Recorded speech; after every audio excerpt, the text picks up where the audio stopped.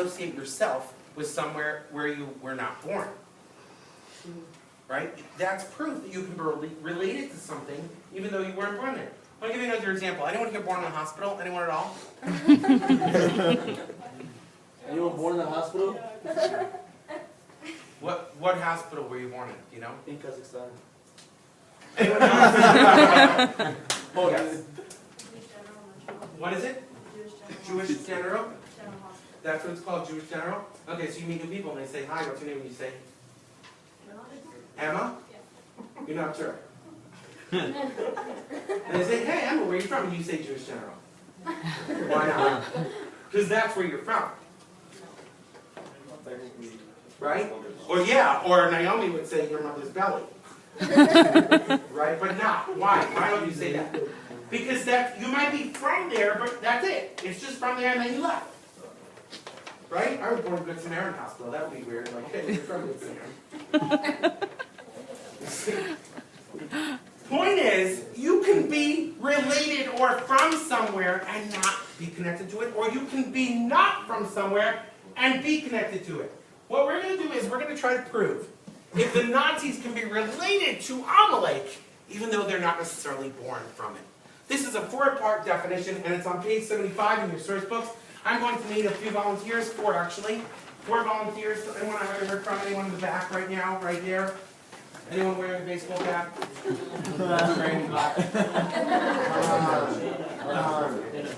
What's your name, sir? Hanan. Hanan, how are you? Where are you from?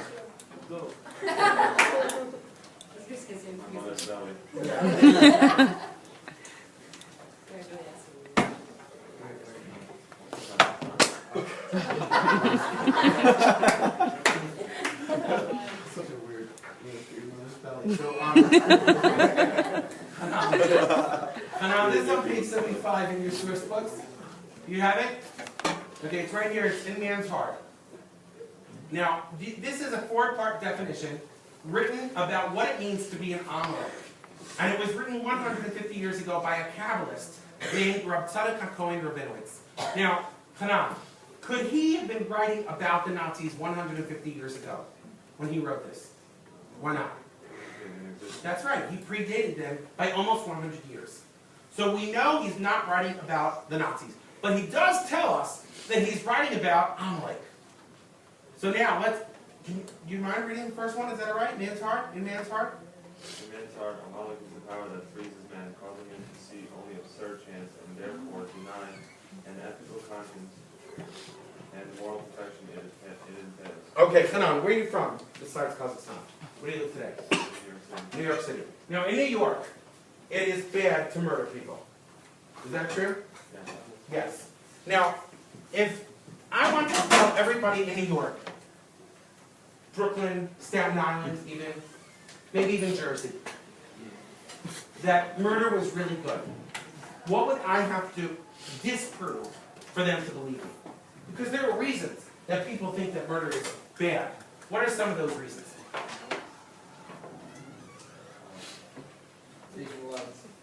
It's not moral. Morals. Ethics, it's just bad, that's ethics, that's civilization, right? Punishment. Legal, the legal system. Justice, it's illegal. All of it, religion. It's got to be religion related because the only way that it's wrong to kill someone else is if we're all equal. If all men are created equal under God, as it says in the Constitution, then it is illegal, wrong, immoral, unethical to kill someone else. But if you got rid of all of those, in a word, you got rid of you got rid of God, Hanan, not that you are, just Amalek is. Okay? Then you would be able to rewrite the rules of good and evil. That's the first thing that Amalek is all about. They have to rewrite the rules of good and evil. In order to do that, they have to throw out anything that has to do with God, religion, ethics, conscience, and morality. In a word, anti? God. Okay. Oh, I'm sorry. How do I spell it? H? Like that? Yeah. And there's a silent S in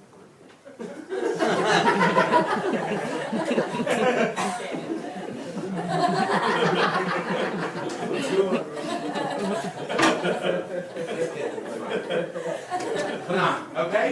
You good? Okay, somebody else from over here? here? Any of the ladies that I haven't heard? What's your name? Melody, where are you from? Los Angeles. Welcome. Melody, this is number 2 in the physical body. You see it right here? In the physical body. This is the second in a 4-step program of what it means to be an anomaly, as written by Seneca Coin 150 years ago. Melody, whenever you're ready. In the physical body, Amalek fights to destroy the sanctity. Is it? Sanctity is good. Of Brit Milah, the covenant of circumcision. 3 eyes in circumcision, right? Yeah. There are 3 eyes. Naomi? Yes. Circumcision. Most people can read that. Okay. Melody. Hanan told us that Amalek has a problem with God. You are reading that Amalek is a problem with the special relationship we have with, as shown by something we do in our bodies or our children's bodies that show that special relationship, and it's called the Brit Milah. Or circumcision. Same thing. Okay? That's number 2. Okay, someone over here? Anybody at all? Anyone Not circumcised? wearing a Miami t-shirt? This guy right here. Or this guy? No, get the Or that Mayan t-shirt? What's your name, please? Zev? Where are you from? Oh. I don't know how to get that. Okay, Zev. Zev, you ready? Yeah, sure. Okay. In space? In space. In space. In space, Amalek covets the land of Israel, and is sworn to prevent Israel from attaining its perfection, which is interdependent with its dwelling in the land. Hanan, they have a problem with? Melody tells us they have a problem with the special relationship we have with, as shown through the... Yes. And Zev just told us they have a problem with the land that gave us. Okay, and finally, someone from back here? Anyone back here? Anyone at all? Aish, go ahead.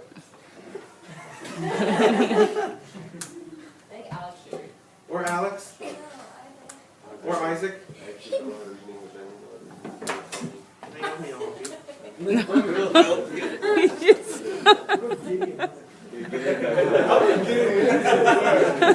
Gideon just walked in. Leave Gideon alone. Really? Come on, get it. His voice. Do you have one of those announcer voices? That's Dan. Tonight. That's Dan. That's Dan. Dan. Dan, come on, let's go, Dan. Degenerate. Oh! Listen to that rich baritone. No, we're going with Dan. Sorry. Here we go, Dan. Whenever you're ready. In The history of mankind.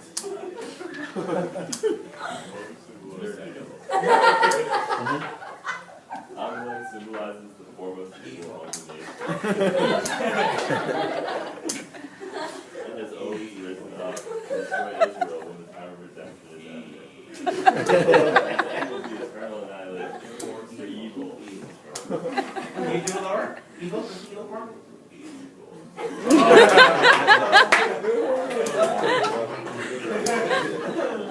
Dan, for evil. And those who embody it are destined to annihilation. Not existence. We can go with annihilation, right? Do it, do it, do it.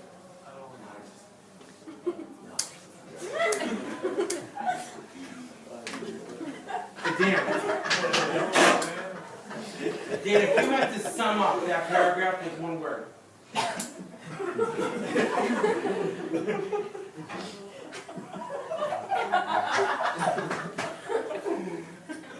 You want to go with evil? Here we go. I got it. I can do evil. How many eyes in there? We turn the page. We have a song of Hitler Youth. I don't know the tune. It's not cool if you do. Okay, here we go. We are the joyous Hitler Youth. We do not need our Christian virtue. The Lord, the leader, is our Savior, the Pope and Rabbi. Shall be gone. Hanan, you see that? Why? Why get rid of the Pope and the Rabbi? Oh my God. That's right, they're from God. Ethics, conscience, and morality.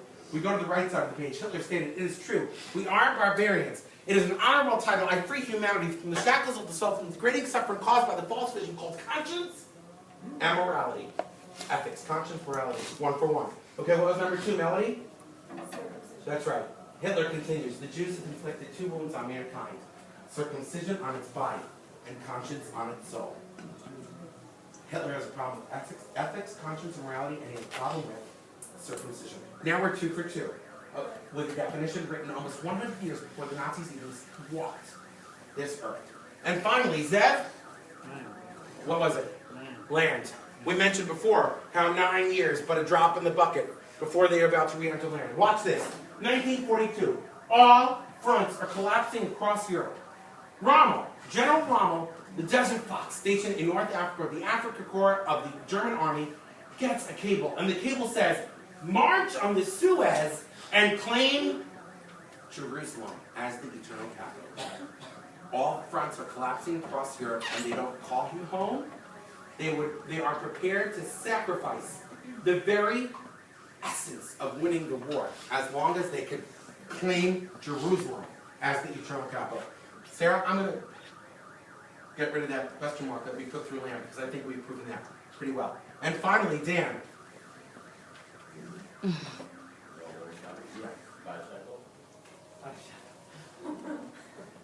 No. Let's see how big you do it.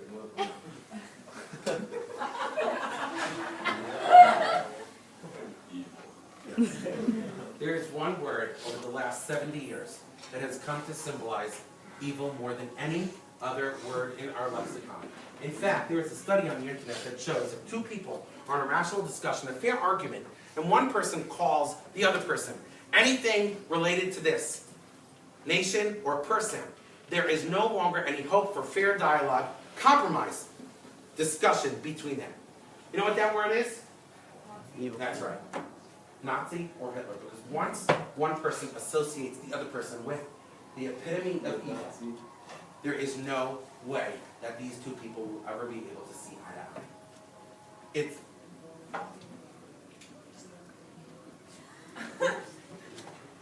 It's a 4-step program. And it seems like the Nazis fit right into a definition written almost 100 years before they even exist. I think we're pretty close to me putting up check number 3 here. Because they might not be related genealogically, but ideologically, it seems like they could be twins. Yes. We're almost done! 20 minutes, that's it!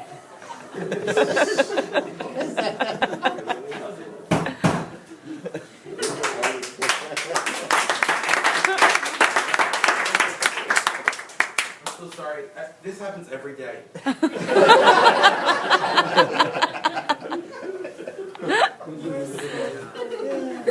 We've told them, you know, it's not like Maybe you should get those, megaphones.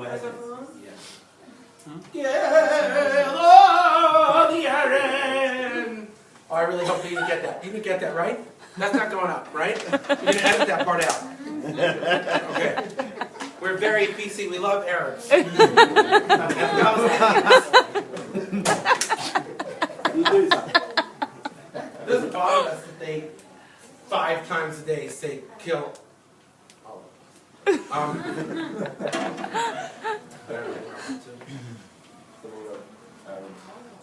Check number 3. Yes. I think we could put check number 3 up here because we've proven that they could be connected ideologically. But before we do that, I'd like to ask everybody to please keep their hands and feet in the car at all times. Please keep your seatbelts fastened and your handlebars down as we now descend into the heebie-jeebies.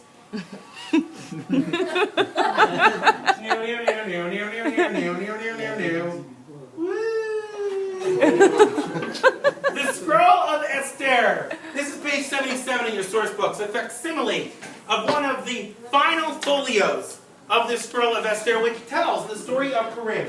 Now, if everyone can please open to this Now, the scroll of Esther is unique among the canonized version of the Bible. Anyone know why? It doesn't have God's name even That's once. right. Not even once. Yes. Why? I don't know. Why? Why? God's name not mentioned even once. Whole entire scroll. What's with that? We are told that within the scroll of Esther, it's the ultimate veiled deliverance. You know, sometimes God works in different ways. One of the ways God works is behind the scenes. And that's why the scroll of Esther, which is an allegory for the long, bitter, and dark exile, if you want to find God, you need only look as far as in between the lines. And that is why whenever it says the king in the scroll of Esther, it could be talking about the king in the story. Or the King of Kings pulling all the strings above. Bearing that in mind, if everybody... I like that. Not a lot of people get that. It's good.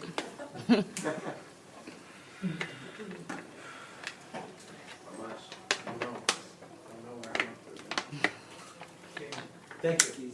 The king. Bearing that in mind, we are going to read from the translation. And I am going to become extremely forgetful very shortly. And if everyone could please look inside and make sure I'm getting it right. Okay? And the Jews struck at all their enemies with the sword. I'm sorry, how did they strike at their enemies? One more time. And with slaughter and destruction, and did they please those who waited them? And in Shushan the capital, the Jews slew and destroyed. How did they slay and destroy? Yes. 500 men, including Parsha, and his Jews, but they did not lay their hands on the spoils. How were they killed? No? Sword. Yes, with the sword. That same day, the number of those killed the Jews in the capital, according to the king. The king said to Queen Esther, in Shushan the capital, the Jews have slain and destroyed 500 men, including the 10 sons of Haman. What is your request now which will be granted to you? What is your petition further it shall be fulfilled? Now, here it is, okay? I am going to be Queen Esther. I'm pretending.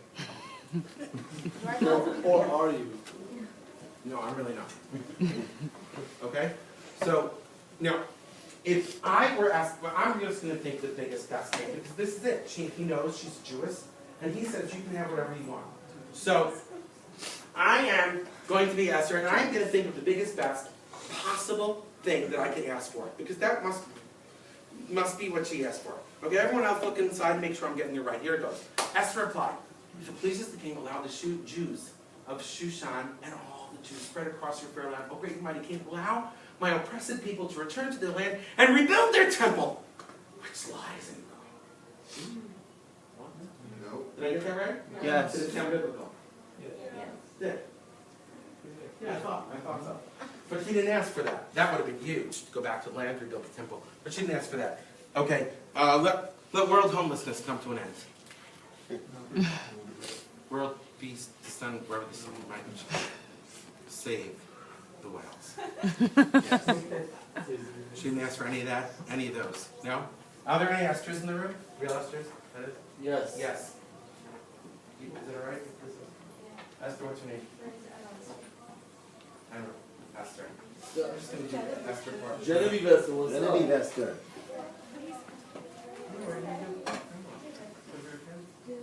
You can do it together?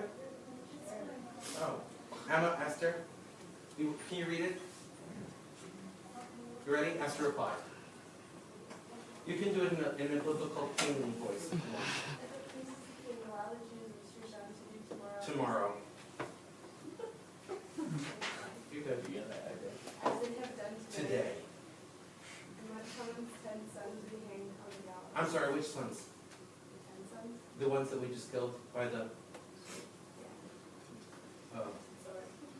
So she's asking, in her moment of glory, to please hang 10 dead people.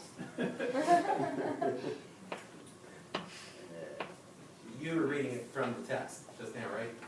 So you got it. Right. But there must be more to the story. Now, if Esther was possibly talking to God, right?